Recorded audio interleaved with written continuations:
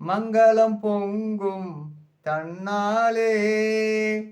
உளுந்தை கண்டி கதிர்காம கந்தன் என்று சொன்னாலே மங்களம் பொங்கும் தன்னாலே. சங்கடம் யாவும் தீர்ந்துவிடும், சங்கடம் யாவும் தீர்ந்துவிடும், சிவ சக்தியின் மகனை நினைத்தாலே மங்களம் பொங்கும் தன்னாலே. உளுந்தை கண்டி கதிர்காம கந்தன் என்று சொன்னாலே மங்களம் பொங்கும் தன்னாலே.